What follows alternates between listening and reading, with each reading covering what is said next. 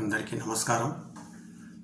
తమిళనాడు ఉప ముఖ్యమంత్రి ఉదయనిధి స్టాలిన్ నవంబర్ 21, 2025 నాడు చెన్నైలోని ఒక సమావేశంలో సంస్కృత భాషని మృత భాషగా పేర్కొంటూ ఆ భాష కోసం కేంద్ర ప్రభుత్వం నిధులు కేటాయించడాన్ని ప్రశ్నించారు. తమిళ భాషకు ఎక్కువ నిధులు కేటాయించాలని కోరడంలో తప్పు లేదు. కానీ మరొక భాషను, అందున సంస్కృత భాషను, భారత సంస్కృతికి ఆధారమైన భాషని కించపరచడం అజ్ఞానమే కాదు, అంతులేని అహంకారం కూడా. మనం నిత్యం ఆలపించే జాతీయ గీతం జనగణమన సంస్కృతమే. మరో జాతీయ గీతం వందే మాతరం కూడా సంస్కృతమే. రాజ్యాంగం 8వ షెడ్యూల్లో ఇతర ప్రాంతీయ భాషలతో పాటుగా సంస్కృత భాషను పొందుపరచగా ఇది మృత భాష ఎలా అవుతుంది?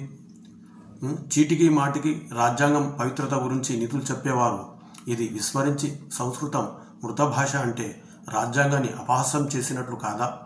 సంస్కృతం ఒక మతం భాష కాదని, అది మన జాతీయ సాంస్కృతిక వారసత్వ భాష అని భారత అత్యున్నత న్యాయస్థానం సుప్రీంకోర్టు 1994 సంవత్సరంలో సంతోష్ కుమార్ తదితరులు వర్సెస్ కేంద్ర మానవ వనరుల మంత్రిత్వ శాఖ కేసులో తీర్పు ఇచ్చింది.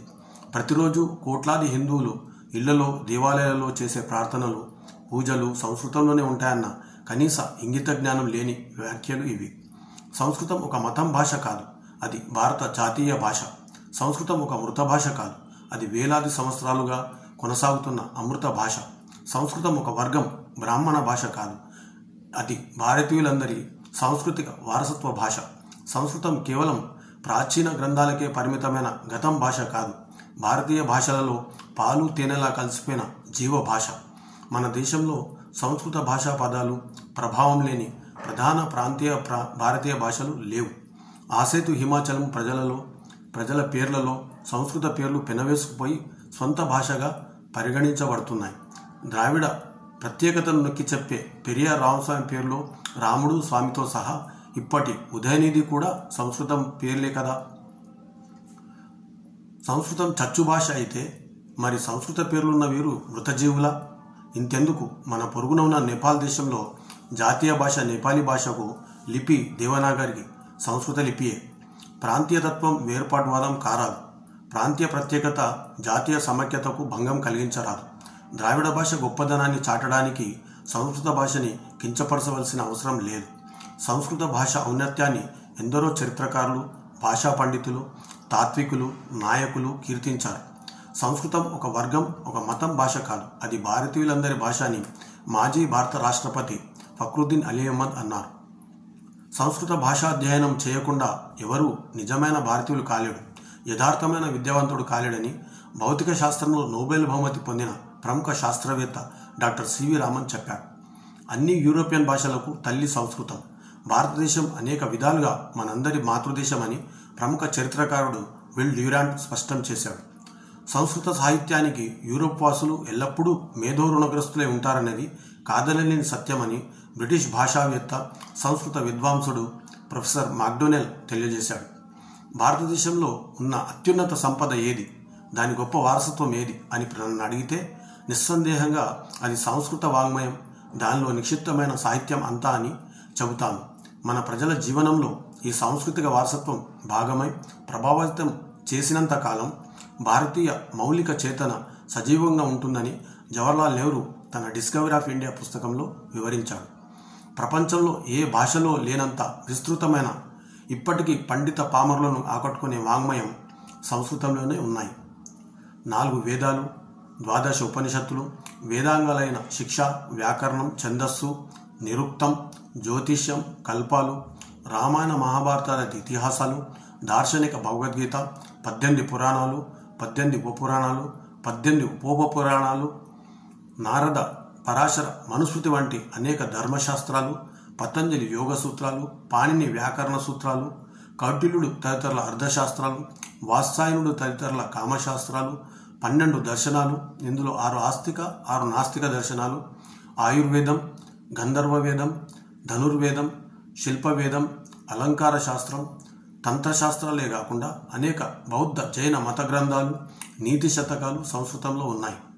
కల్హనుడు రాసిన రాజతరంగిణి కాశ్మీర చారిత్ర గ్రంథాలే కాకుండా ఆర్యభట్టు, వరాహమీరుడు, భాస్కరాచార్యుడు తదితరులు రాసిన ఖగోళ గణిత శాస్త్ర గ్రంథాలు, కాళిదాసు కావ్యాలు, భారవి, భట్టి, అశ్వఘోషుడు, మాఘుడు, క్షేమేంద్రుడు, హర్షుడు, దండి, భానుడు, శూద్రకుడు, భాసుడు, విశాఖదత్తుడు, భవభూతి, రాజశేఖరుడు, బిల్హనుడు, దిగ్నాగుడు, క్షేమేంద్రుడు, జయదేవుడు తదితరుల మహాగ్రంథాలు, భర్తృహరి సుభాషితాలు, ప్రపంచంలో మొదటి నవలలైన కాదంబరి, దశకుమార చరిత్ర, ప్రపంచ కథామంజరి అయిన బృహత్ కథ, కథా సరిత్సాగరం, పంచతంత్రం, శంకరాచార్యుల ప్రబోధాల వంటివి సంస్కృత వాంగ్మయాన్నే కాకుండా ప్రపంచ సారస్వతాన్ని సర్వతోముఖంగా పరిపుష్టం చేశాయి.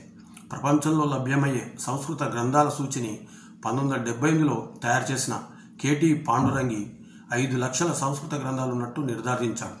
వీటిలో 4 లక్షలు మారుప్రతులు ఉన్నాయని భావించినా 1,00,000 నిజప్రతులు ఉండవచ్చని సంస్కృత సాహిత్య చరిత్ర గ్రంథంలో పేర్కొన్నారు.